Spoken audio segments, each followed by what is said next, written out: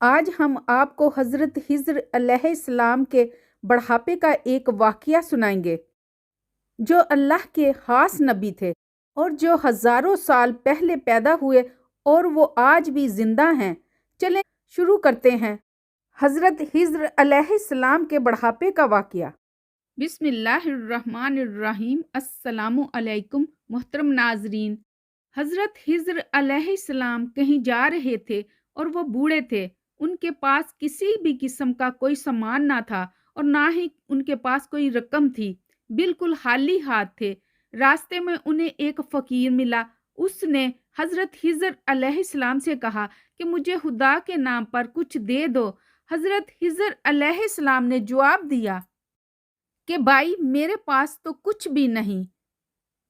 اس فقیر نے دوبارہ کہا کہ مجھے اللہ کے نام پر کچھ دے دو۔ حضرت خضر علیہ السلام نے جواب دیا کہ بھائی میں اسی خدا کا نام لے کر تم سے گزارش کرتا ہوں کہ میرے پاس کچھ بھی نہیں ہے اور میرے سامنے اتنی عظیم ہستی کا نام نہ لو۔ اس فقیر نے تیسری مرتبہ یہی کہا کہ مجھے اللہ کے نام پر کچھ دے دو۔ حضرت خضر علیہ السلام نے جواب دیا کہ تو نے اتنی بڑی ہستی کا نام لے لیا ہے مگر میرے پاس کچھ بھی نہیں ہے۔ تو ایسا کر کہ میرے گلے میں توک ڈال اور مجھے منڈی میں لے جا کر فروخت کر دے اور میری قیمت اللہ کے نام پہ لے لے، کیونکہ اللہ کا نام سننے کے بعد میں تجھے خالی ہاتھ نہیں لٹا سکتا۔ اس فقیر کو کیا پتا تھا کہ یہ اللہ کے برگزیدہ نبی حضرت خضر علیہ السلام ہیں۔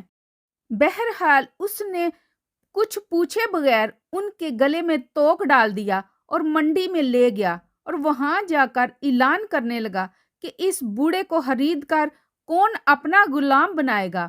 منڈی کے خریداروں میں سے ایک بوڑھا آدمی بھی تھا۔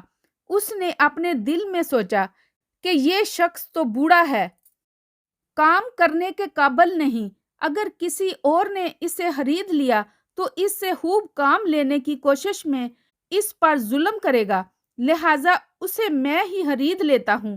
چنانچہ وہ آگے بڑھا اور اس نے اس بوڑھے غلام حضرت خضر علیہ السلام کو خرید لیا اور اپنے گھر لے آیا۔ حضرت خضر علیہ السلام نے اپنے آقا سے پوچھا کہ جناب کوئی کام بتائیں تاکہ میں اس سے کر دوں۔ آقا نے کہا کہ کوئی کام نہیں ہے، آرام کرو۔ لیکن حضرت خضر علیہ السلام کے اصرار پر آقا نے کہا کہ اس کونے میں جو پتھر پڑے ہیں انہیں اٹھا کر حویلی کے اندر لے جاؤ اور ایک کونے میں ڈال دو۔ آقا نے سمجھا کہ غلام بوڑھا ہے، یہ ایک دو پتھر اٹھانے کے بعد تھک جائے گا اور آرام کرے گا اور اسی طرح کئی دن اس کام میں اس کو لگ جائیں گے۔ کچھ دیر بعد وہ آقا واپس آیا تو سارے پتھر حویلی کے دوسرے کونے میں پڑے تھے۔ وہ حیران رہ گیا اور پریشان ہو گیا کہ یہ کیا ہوا ہے، کئی دنوں کے کام کو چند گھنٹوں میں ہی اکیلے کر لیا ہے۔ اس نے حیران ہو کر پوچھا کہ تم کیا چیز ہو اور کون ہو؟ انہوں نے جواب دیا کہ جناب میں آپ کا غلام ہوں۔ کافی دنوں بعد اس بوڑھے نے کہا کہ یہ دیوار بہت پرانی اور بسیدہ ہو چکی ہے، اس کو گرا کر نئی بنا دو۔ یہ کہہ کر وہ آقا ایک کونے میں چھپ کر بیٹھ گیا تاکہ وہ یہ دیکھ سکے کہ یہ بوڑھا کیسے کام کرتا ہے۔ چنانچہ حضرت خضر علیہ السلام نے پرانی دیوار کو گرایا، گارا بنایا، پھر ایک پتھر کو گارا لگا کر دیوار بنانے کے لیے رکھا اور پھر یوں پتھروں کو اشارہ کیا تو پتھر ترتیب سے دیوار پر لگنا شروع ہو گئے اور پھر آنا فانا دیوار کھڑی ہو گئی۔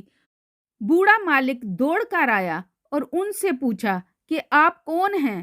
انہوں نے جواب دیا کہ میں آپ کا غلام ہوں۔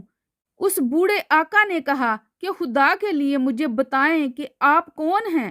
حضرت خضر علیہ السلام نے جواب دیا کہ میں آپ کو بالکل بھی نہ بتاتا، مگر آپ نے خدا کا نام لے لیا ہے، اس لیے اس عظیم ہستی کے نام کی وجہ سے مجھے بتانا پڑ رہا ہے۔ میں آپ کو بتا دیتا ہوں کہ میں خضر ہوں۔ وہ بوڑھا ڈر گیا کہ آپ اللہ کے پیغمبر ہیں، مجھ سے گستاخی ہو گئی، بس آپ آزاد ہیں۔